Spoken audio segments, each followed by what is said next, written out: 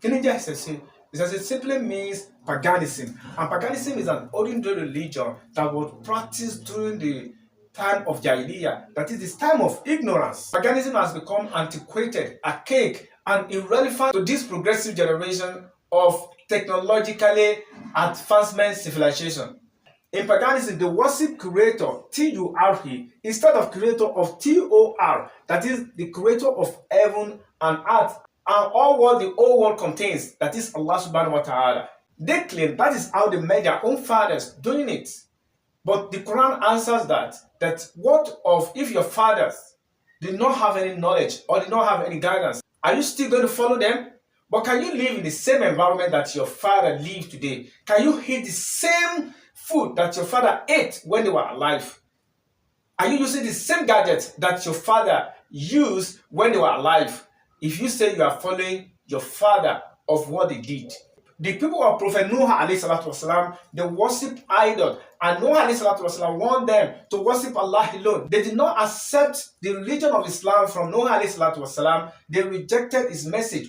Only 88 of them followed Prophet Noah alayhi salatu wasalam, and the rest were destroyed by flood, including his own son. Likewise, Prophet Ibrahim alayhi salatu wasalam warned his father and his tribe that they should desist themselves from worshipping the idol to the worshipping of Allah subhanahu wa ta'ala. But they rejected and punished Prophet Ibrahim alayhi salatu wasalam. They threw him in the fire. Allah made the time Prophet Ibrahim alayhi salatu wasalam spent in the fire the best time of his life. Prophet Ibrahim alayhi salatu wasalam migrated from his own people to Mecca. Then he and his son Ismail alayhi salatu wasalam, they taught people of Mecca how to worship Allah subhanahu wa ta'ala in Islamic monotheism. When the people of Mecca, they were in business trip to India, they learned paganism, that is worshipping of idols. That was the reason why they were worshipping idols before Islam came. They were using Kaaba that was meant for the worshipping of Allah subhanahu wa ta'ala, for the worshipping of idol. They worshipped idol for centuries. Then when Islam came, Islam abolished and destroyed all their idols. And you can see the kind of life they are living today. You can see the kind of calibers of people that are there today. You can see how neat the place is today. Unlike when they will slaughter an animal, put the animal with the idol without touching it. But today, if we Muslims sacrifice an animal, we eat it, we feed people from whatever we sacrifice. And that's what that says in Quran 2 verse 257 that Allahu waliyul ladina amanu yukhrijuhum min as-sulumat ila an-nur wal ladina kafaru awliya'um taghut yukhrijunahum min an-nur ila as-sulumat ulaika ashabun nar hum fiha khalidun. Allah is the guidance of believer and take them from darkness to the light of Islamic monotheism. But the non-believers, their guidance is shaitan, is taking them from light to darkness.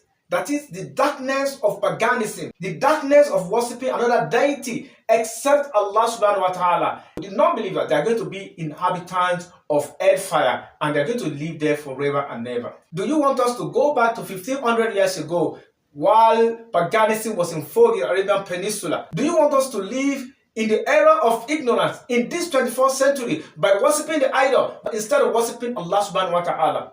Do you want us to live in darkness or worshipping idol today instead of worshipping Allah Islamic monotheism? Just watch how the Arabian Peninsula is today. Those people, they wear white clothes, they are rich by Allah's mercy, and they are developed.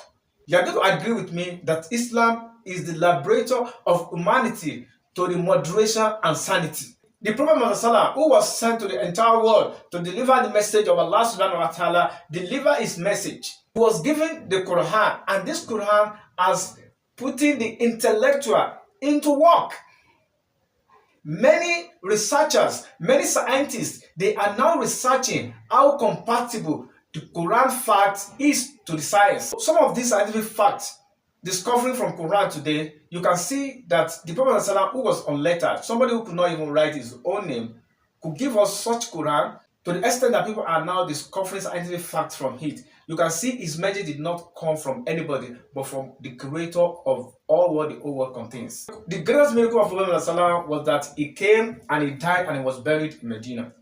So history testifies to it. So if you go to Medina, all the monuments where he lived his life from cradle to grave, is there for anybody to testify, for anybody to see that this Prophet Muhammad came and saw and conquered.